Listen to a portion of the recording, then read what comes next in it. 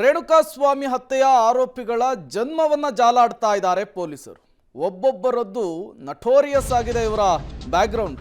Karthik alias ಕಪ್ಪೆ, ಈತನ ಕರಾಳ ಮುಖ ಕೂಡ ಬಹಿರಂಗವಾಗಿದೆ. ರೇಣುಕಾಸ್ವಾಮಿ ಮೃತದೇಹದ ವಿಲೇವಾರಿ ಮಾಡಿದ್ದು ಇದೇ ಕಪ್ಪೆ. ಕಾಮಾಕ್ಷಿಪಾಳ್ಯ ಠಾಣೆಗೆ ತಾನೇ ಕೊಲೆ ಮಾಡಿರೋದಾಗಿ 5 ಲಕ್ಷವನ್ನ ಪಡೆದುಕೊಂಡು ಹೋಗಿ ಈತ ಶರಣಾಗ್ತಾನೆ. ಕೇಸ್ಗೆ 15ನೇ ಆರೋಪಿ ಕಪ್ಪೆ.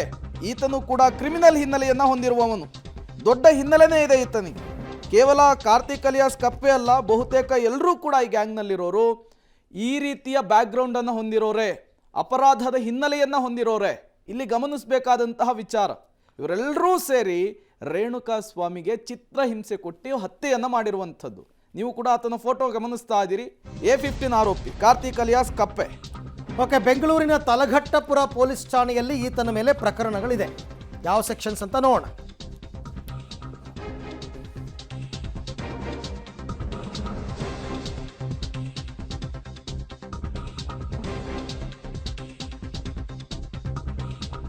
ಬೆಂಗಳೂರಿನ ತಲಘಟ್ಟಪುರ ಪೊಲೀಸ್ ಠಾಣೆಯಲ್ಲಿ ಈತನ ಮೇಲೆ ಪ್ರಕರಣಗಳಿದೆ. ಈ ಕಪ್ಪೆ ಅಲಿಯಾಸ್ ಕಾರ್ತಿಕ್, ಈತನ ವಿರುದ್ಧ 2023ರಲ್ಲಿ ಸೆಕ್ಷನ್ 506, 120B ಮತ್ತು 109 109 ಅಡಿಯಲ್ಲಿ ಕೇಸ್ ದಾಖಲಾಗಿತ್ತು. ಅಂದರೆ 506 ಅಂದರೆ ಬೆದರಿಕೆ ಹಾಕಿದ್ದಂತೆ ಯಾರೋ ಕೆಲವರಿಗೆ, 120B ಅಂದರೆ ಒಳಸಂಚು ಮಾಡಿದ್ದ ಅಂತ, 109 ಅಂದರೆ ಪ್ರಚೋದನೆಯನ್ನು ಮಾಡಿದ್ದ ಆರೋಪಗಳು ಈತನ ಮೇಲೆ ಇದೆ. ಹಣದಾಸೆಗೆ ಜೈಲಿಗೆ ಹೋಗೋದಕ್ಕೂ ಮುಂದಾಗಿದ್ದ, ಅದಕ್ಕೆ ಅವನು ಅಡ್ವಾನ್ಸ್ ಕೂಡ ಪಡ್ಕೊಂಡಿದ್ದ. ಕಾರ್ತಿಕ್ನ ಈ ರಣಕ್ರೌರ್ಯ ಮುಖ ಕಾಕಿ ತನಿಖೆಯಲ್ಲಿ ಬಯಲಾಗಿದೆ.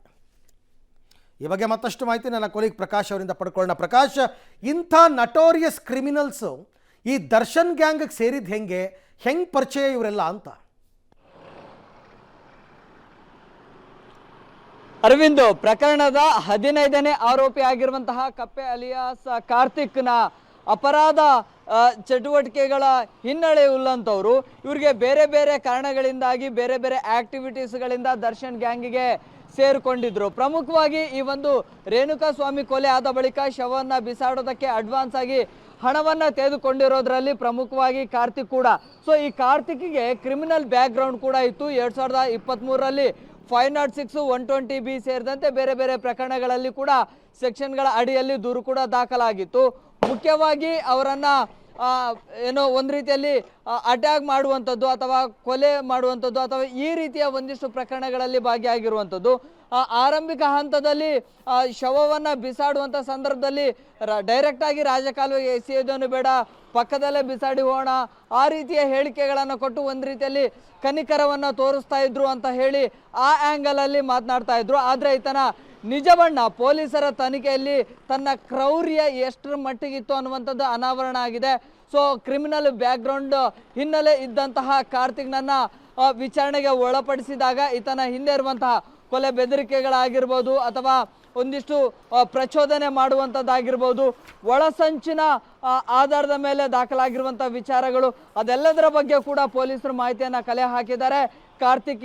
ಕಾರ್ತಿಕ್ನ ಹಿಂದೆ ಒಂದಿಷ್ಟು ಕ್ರಿಮಿನಲ್ ಆಕ್ಟಿವಿಟೀಸ್ಗಳು ಕೂಡ ಇದ್ವು ಅನ್ನುವಂಥದ್ದು ಪೊಲೀಸರ ತನಿಖೆಯಲ್ಲಿ ಬಯಲಾಗಿದೆ.